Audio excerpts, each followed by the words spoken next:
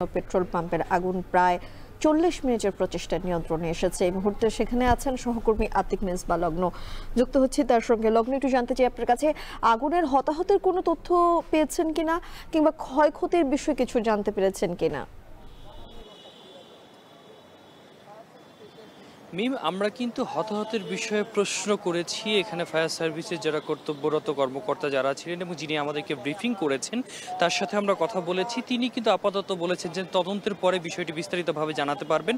তবে একজন প্রত্যক্ষদর্শীর সাথে আমরা কথা বলেছিলাম, তিনি কিন্তু বিষয়টি আমাদেরকে স্পষ্ট করেছেন। অর্থাৎ তিনি পাশেই মুদির দোকানে কাজ করেন, তিনি দেখেছেন একজনকে দগ্ধ অবস্থায় দেখেছেন এবং ধারণা করছেন যে তার শরীরের অনেকাংশই সেখানে পুড়ে গেছে, এমনটি তিনি দাবি করেছিলেন।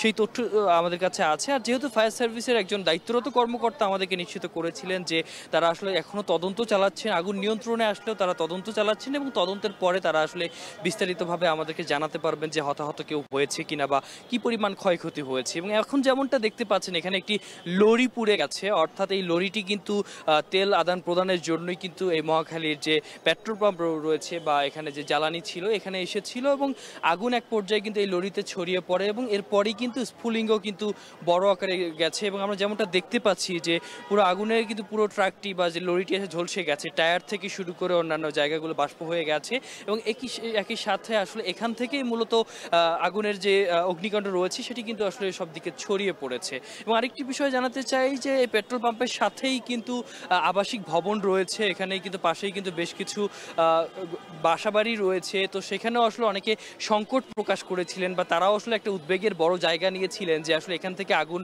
আবারও ছড়িয়ে পড়বে কিনা বা এখান থেকে আসলে আগুন অন্য কোথাও ছড়িয়ে যেতে পারে কিনা, সেই শঙ্কার জায়গা থেকে তারাও কিন্তু উদ্বেগ প্রকাশ করেছিলেন। তবে ফায়ার সার্ভিসের মোট 11টি ইউনিট এখানে উপস্থিত হয়েছিল, 6টি ইউনিট সক্রিয়ভাবে কাজ করেছে। বিমান বাহিনীর একটা দলকে দেখেছি যারা আসলে পর্যবেক্ষণ করে, তারাও ছুটে এসেছিলেন আগুন নেভানোর জন্য এবং স্থানীয় যারা রোভার স্কাউট রয়েছে, আশেপাশে শিক্ষা প্রতিষ্ঠানে কর্মরত বা দায়িত্বরত বিভিন্ন ক্লাব সংগঠন যারা রয়েছে তাদেরকেও আমরা দেখেছি, তারাও কিন্তু স্বেচ্ছাসেবী হিসেবে এখানে আছে এবং তারা কিন্তু সম্মিলিতভাবে একটা প্রচেষ্টার মাধ্যমে মাত্র 40 মিনিটের মধ্যেই কিন্তু এত ভয়াবহ দগ্ধ যে আগুন রয়েছে এই আগুনটি কিন্তু নিয়ন্ত্রণে এনেছে। আরেকটি তথ্য আমি আসলে দিতে চাচ্ছি, এখানে মূলত যে ট্রাকটি দেখতে পাচ্ছেন এখান থেকেই কিন্তু আগুন আসলে বড় মাত্রায় বা বহুমাত্রায় ছড়িয়ে পড়ার একটা প্রবণতা আমরা দেখেছিলাম এবং এই জন্য ফায়ার সার্ভিস আমাদেরকে নিশ্চিত করেছেন যেহেতু আশেপাশে কোনো ভবনে যেন আগুন ছড়িয়ে না পড়ে, এই জন্য তারা আসলে সর্বোচ্চ পর্যায়ে তাদের যে প্রযুক্তি রয়েছে সেটির ব্যবহার করেছেন, ফোমের ব্যবহার করেছেন যেন এই আগুন দ্রুতই নিভে যায়, কোনো ধরনের যেন শঙ্কার কারণ না হয়,